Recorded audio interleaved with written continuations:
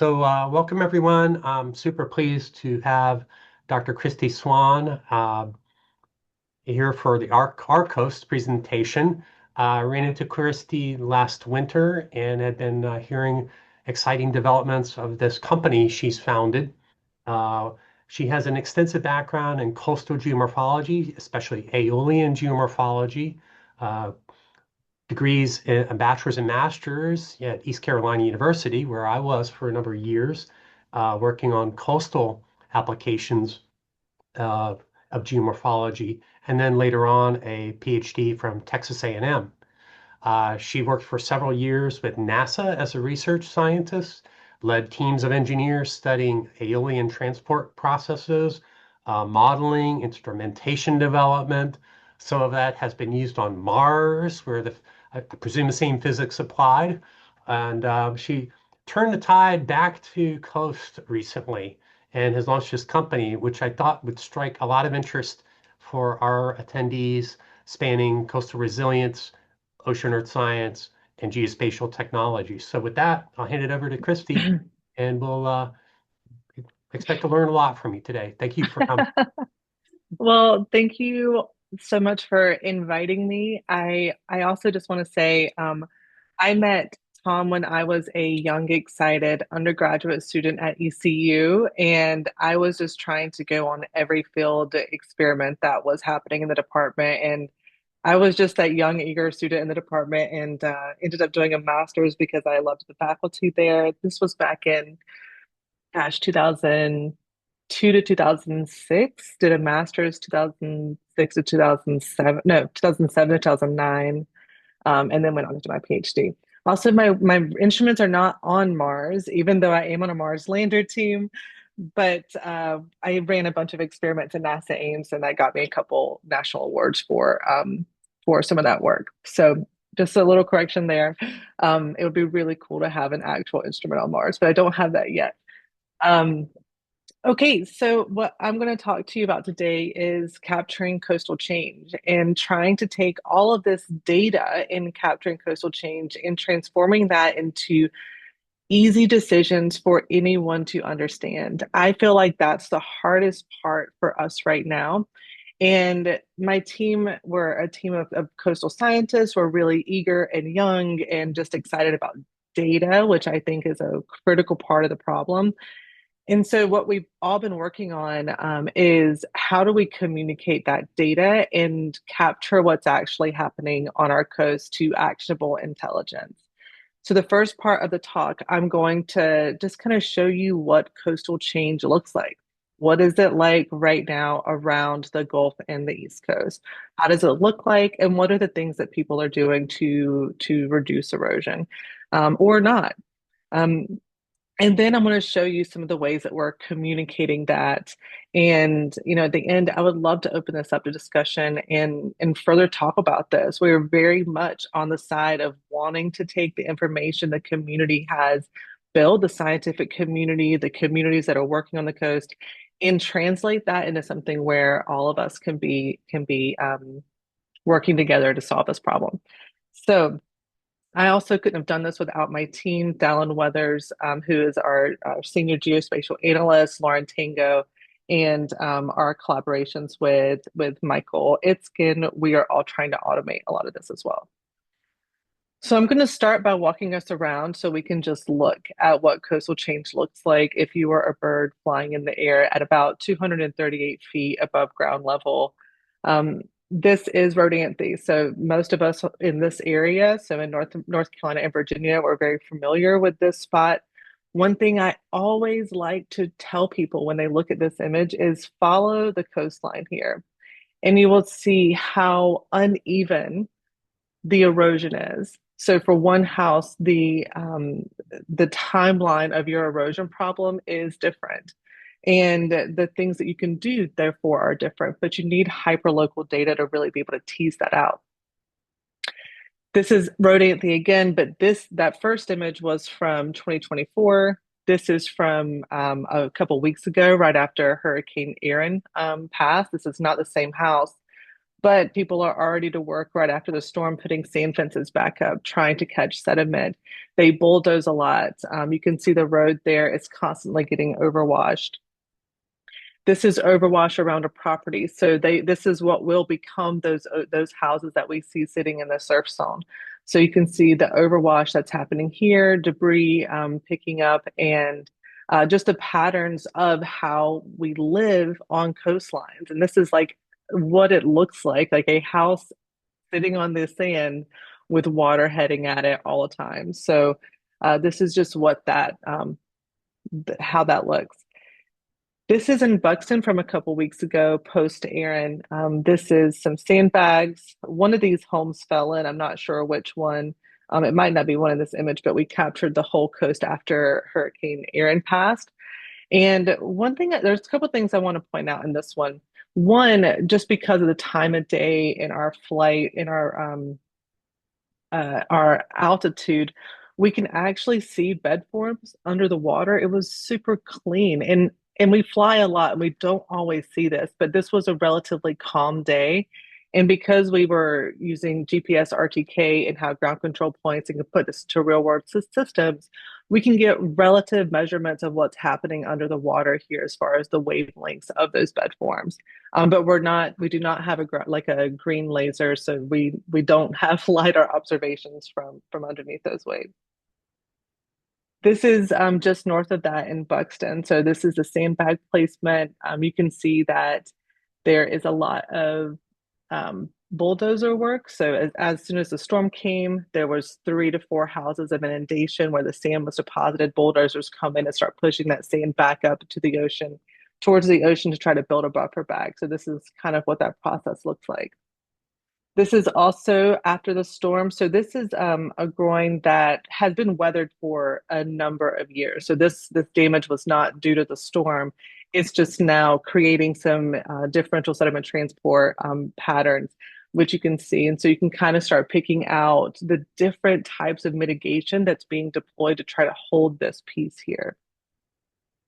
This is now up in Kerala. This was also from a couple weeks ago after Hurricane Aaron. This is one of our clients who has a really, really healthy vegetation system on their dunes. They've been very adamant about having trees to have windbreak, and so they've done all the right things. But now the problem is their county is not nourishing or not bringing any more sediment to the beach. And so now the waves are washing right up against many of the houses in the northern portion of Kerala. And they will have to figure out, how do we keep our house here so that we don't turn into Rodanthe or Buxton.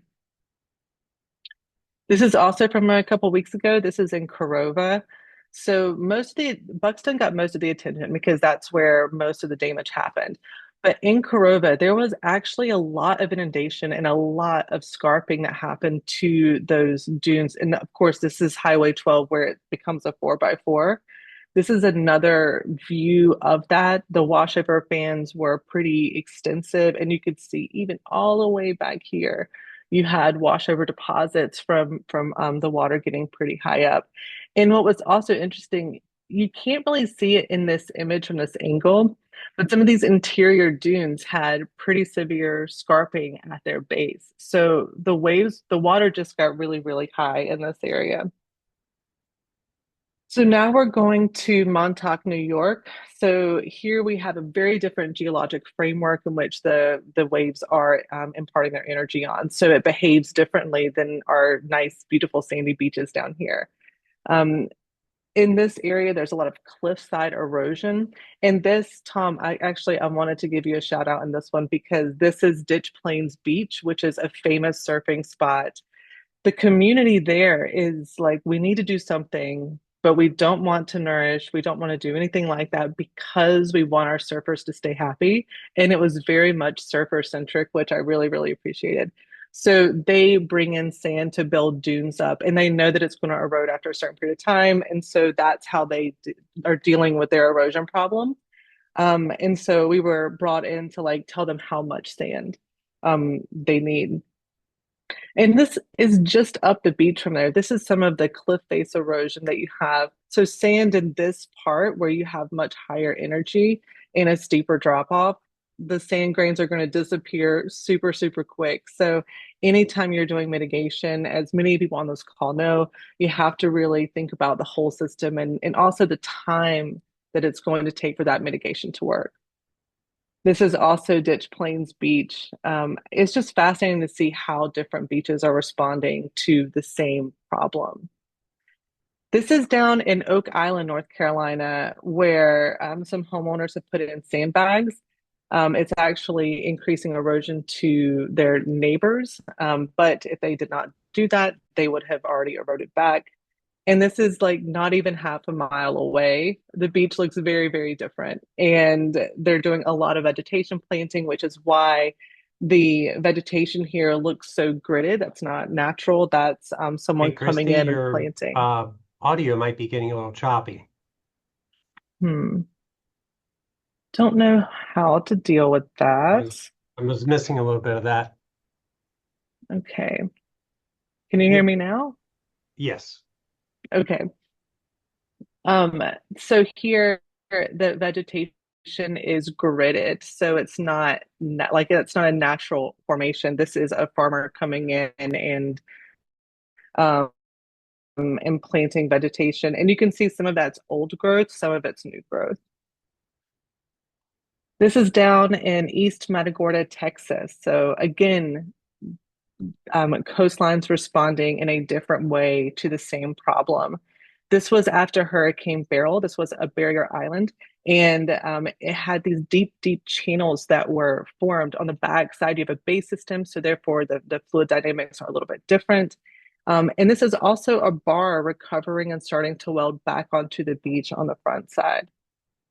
This is also East Matagorda, but just looking at these teardrop shapes, there's a lot going on here as far as the history of this place.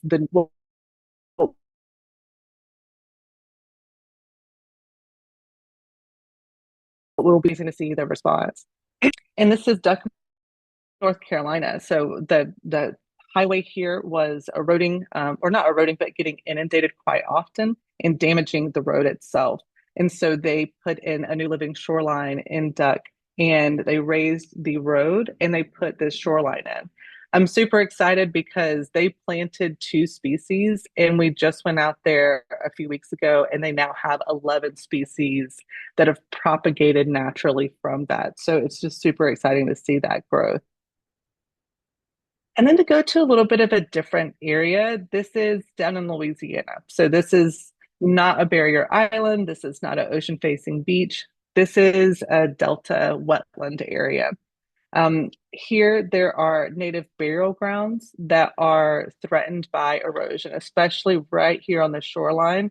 That's a burial ground, and there's about five more in this that are higher off the ground and more vegetated. We're monitoring how effective these oyster shells are at reducing the erosion and also monitoring the nick points. So whenever maintenance needs to go and be done, because this will erode if they don't do that. And I'm not sure how much time that we have in this space, even if they did everything that they could. This is some, this is a new area that is building land in South Louisiana. So most of the time in Louisiana, there's a new system that's new land being created is being used by all different types of species. So here I'm zooming into flocks of birds that we can see. But in this image, and this is when I was flying the drone, so this is the new terrace that was put in. But down here in the bottom right, when I was analyzing the data, I was like, what are all these streaks in the water? And they are alligators. There were a lot of alligators that were out there when I was collecting this data. And because we georeference everything, we can go in and measure their lengths, which was pretty cool, but also made me a little nervous for every other time I've gone to collect data there.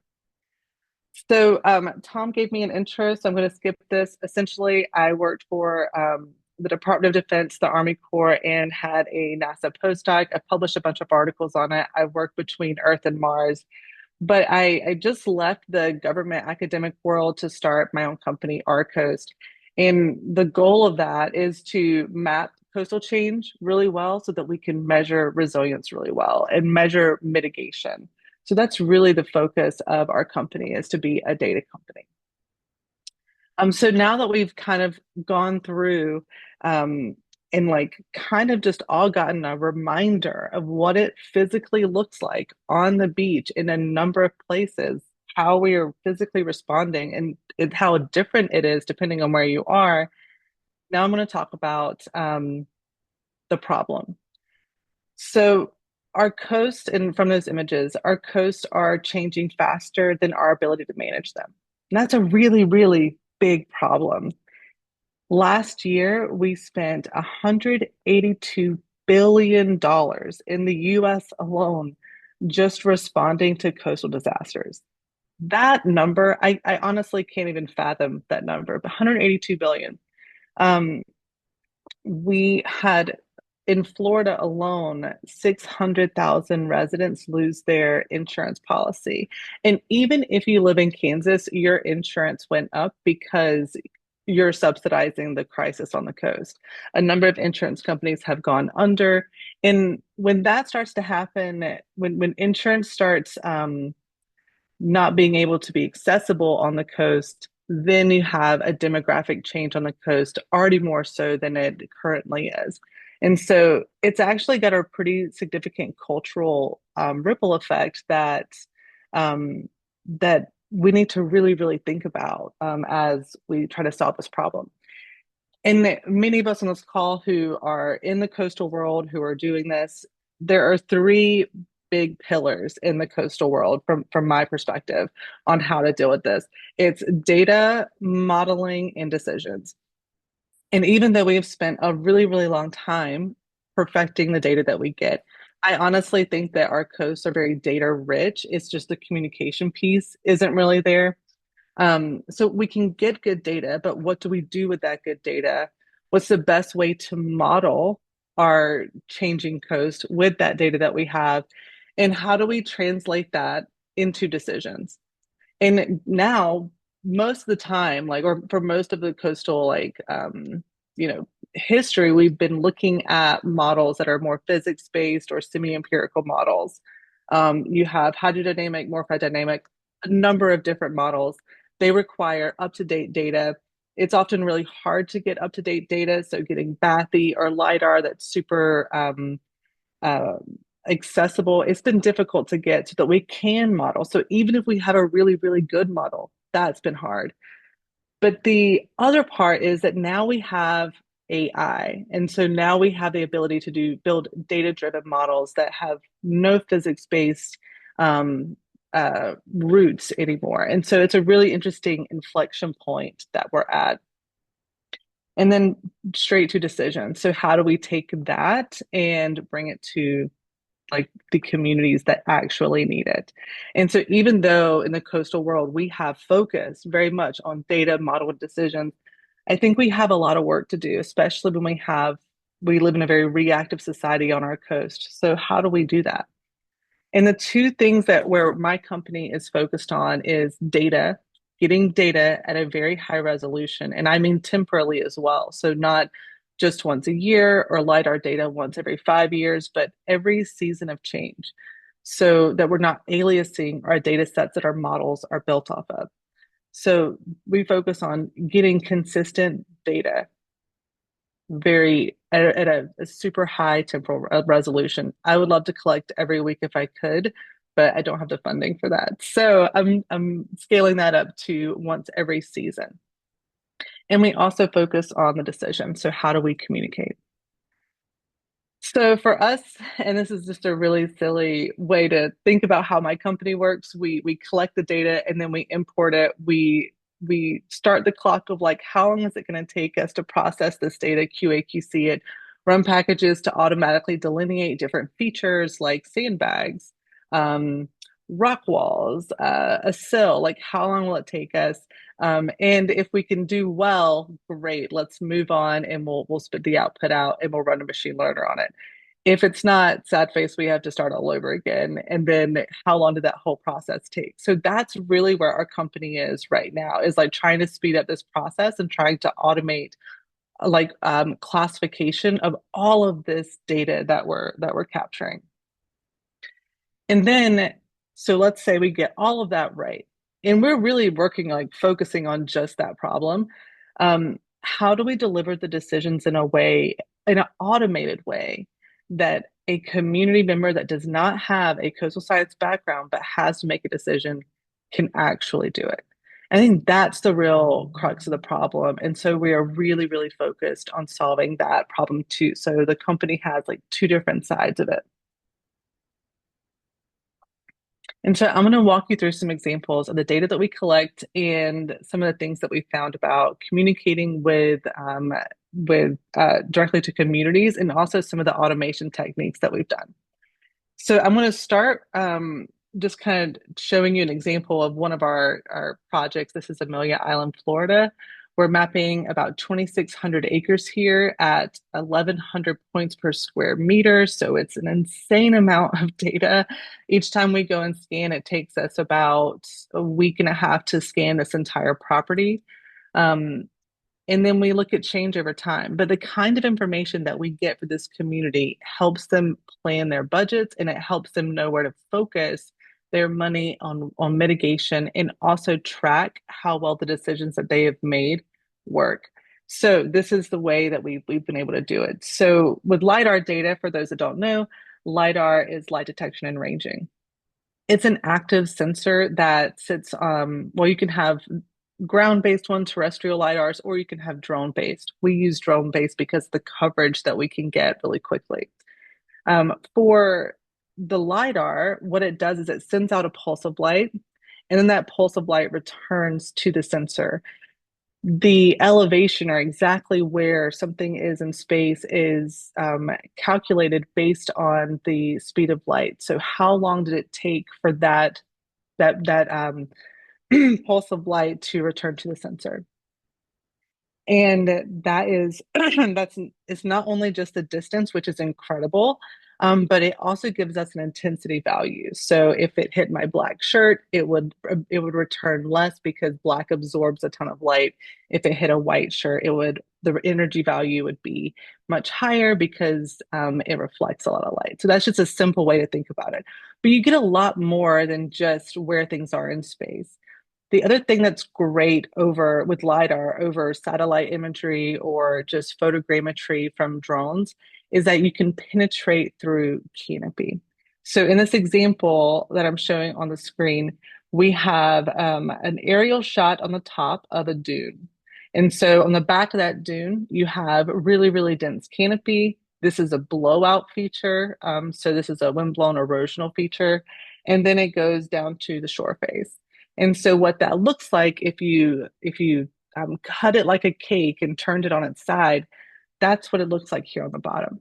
And so now we have this three-dimensional landscape where we can really see what's happening on the surface. We can take measurements. So in this instance, we have 140 meters of dune, and that's incredible. That's a really, really resilient beach. This is also what LiDAR looks like. So this is penetrating through the canopy.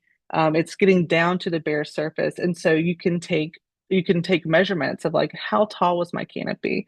So this is 13 meters here. Over here, it's 5 meters, and so now you can start breaking out your understory, your midstory, or the total height of your canopy. Period. Its density, etc. But the other more important thing that you can do is you can pull out the bare earth. So what the trees are growing on. You can essentially remove the trees from the LiDAR data, and you're left with a continuous surface of the actual land that is underneath those trees. And that's really important because that is your volume that is protecting your coast, or that you have built on. And understanding how that changes over time is critical for understanding how you can respond to change, or how your beach will respond to change. So that's the technology that we use. So we're using LiDAR technology. We are also using regular a red green blue camera, so RGB camera. We also pull in multispectral data, which is a recent addition to our instrument suite. But what we do is we capture that change over time, the LiDAR change, the RGB change. and soon the multispectral change over a coast. And so we want to scan multiple times a year in the same location and then map and monitor how that 3D landscape is changing between season one, season two, season three, et cetera, so that you have a really clean timeline of what's physically happening. So this is the where we were hired to monitor the new living shoreline in duck. And so I'm going to show you an example of what our data looks like. This new living shoreline, this is a sill that was put in. So that's what this structure is here. They put in a little revetment. They have a road that they raise. So they raise the physical height of the road. And you get really nice imagery. So you can track what the vegetation is doing over time. The multispectral sensor gives you a lot more information, which is really exciting um, in this spot. But the other thing you can do is you can say, okay, before the construction, what was the bare earth elevation? After the construction, what was the bare earth elevation from the LIDAR data? And then you can calculate the change over time. You can also see and digitize the types of plants that were there and track their propagation over time, which is what we've done here. So in this diagram, the blue is accretion. So that's where we've gained land. And in this example, where we've gained land, that is where we've added land. So we put in a sill, and that's going to let water and sediment come in. The water goes out, and it leaves the sediment. And so that way, we're building land over time. And the nice thing is that we want to track that. How efficient was this? This project was about $4 million for the town of Duck to protect a quarter mile of beach. So we really want to know, how effective was it? Is there a breach in the system? Is there a small nick we need to go and do some maintenance on? This is another property where we're really tracking mitigation and the change over time. And that's the real crux of it. It's like, what's the physical change over time? So this is a client of ours, Rex Lusiter. This is his property here. They were hit by some pretty big storms that eroded back their dune. It was the whole community's dune, and their dune walkover was falling in. So we started tracking all of the things that Rex was doing to build his dunes back. He really, really cares about how to build back really responsibly and well, and is constantly working on his dunes. And so we're tracking the success of that. And so this is a description of exactly what Rex did. So this is in March, the change that happened from March to October in 2023, October to May. And in these diagrams on the bottom, the blue here is accretion, so that's land gain, and the orange is land loss, so that's erosion. And so you can see him continuously building over time. And you can also see how the dynamics of what's happening in his dunes changes with what's happening on the beach face, which is really, really important to be able to capture. So with the dunes here, he's put a bunch of sand fencing up. You can see the deposition on the sand fencing down here. And we give him a graphic of this, you lost this, you gained this, but this is where. And so ultimately, from about a year period, there was substantial gain on his property. And we're continuing to monitor Rex's property. These are just some zoomed in figures of that change and how we've been communicating it. One thing we've learned is that homeowners definitely want the buildings put back in. Oftentimes, when you're doing LIDAR change over time, we tend to take all the things out and not put them back in. But that's really effective for like orienting us into a way to be able to communicate that. And we also give them a graphic where they can go in and like fly around their property and see their change. But here I'm just trying to demonstrate like this is us tracking what he's doing to his property over time. This is the township that we've worked for, and the reason I wanted to show this is South Padre Island, Texas. I wanted to show this because they're really, really concerned with how to manage their beach. They were hit last year by Tropical Storm Alberto, and they got a lot of high water level inundation from Hurricane Beryl.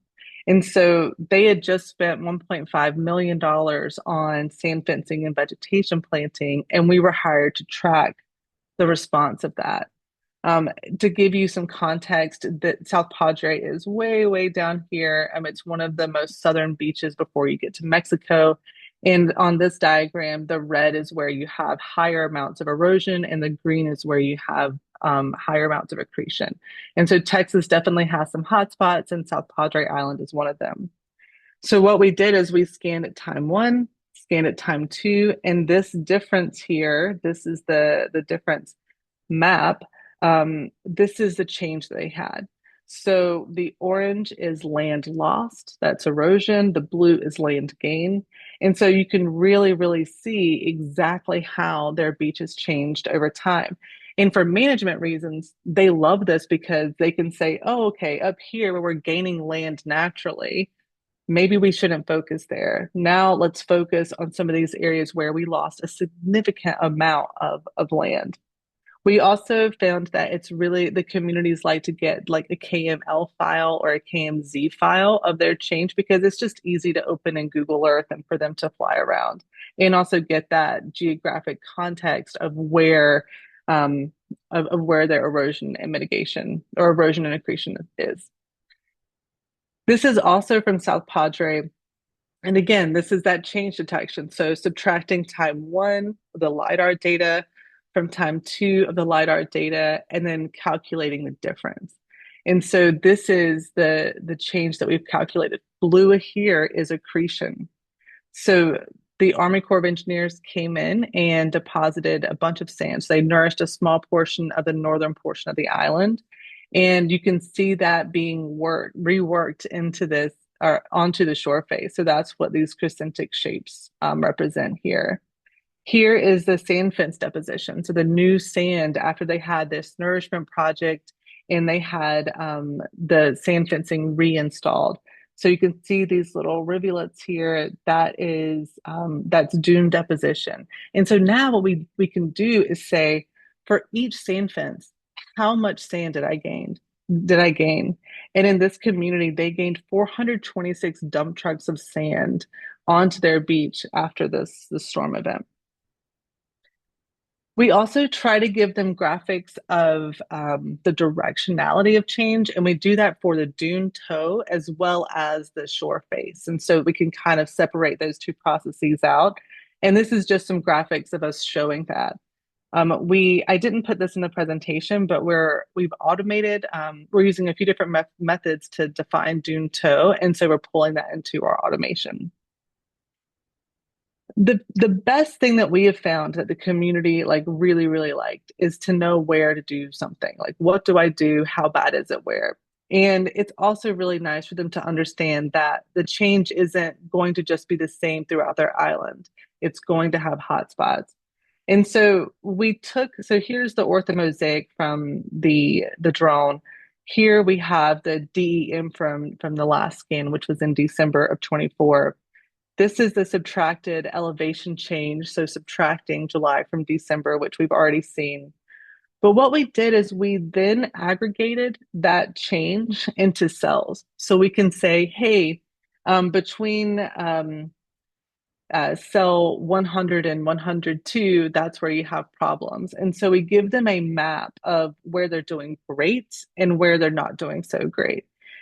And the goal is to have this last map be the main deliverable. So we can say, all right, this was last year and it's maybe 50% red and 50% blue.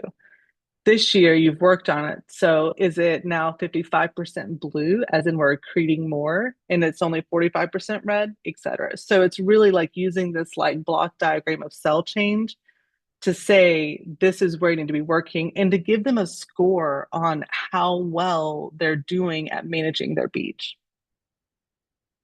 This is just another example of how we break out where they need to work on their beach and where they need to where they're doing just fine. And so we've really tried to figure out what are the best graphics for how we communicate this change. All right, this next area that I'm going to talk about, and I think this is my last one because I really want to open it up for discussion, is Amelia Island, Florida. This is a place in Florida that this is the area that we've been mapping for a couple of years now. It's about 2,600 acres total. They're very preservation and conservation minded, but they have a lot of change that's happening, and they want to know how much change they have and where they should be focusing their mitigation efforts. So we give them a DEM or digital elevation model, and we show them like this is your bare earth. So we removed all the trees, we removed all the buildings. This is physically, if water is going to come in, this is how you figure out where it's going to go. And so we kind of break things down. And one of the things that we do is for the very recognizable places that everyone goes, we always generate a series of graphics associated with those locations because people visually know what it's like to walk up that dune, or that's where they go get X. And so we always bring that in. And here, this is the most popular dune down here that people walk up. It's also the highest point on the island.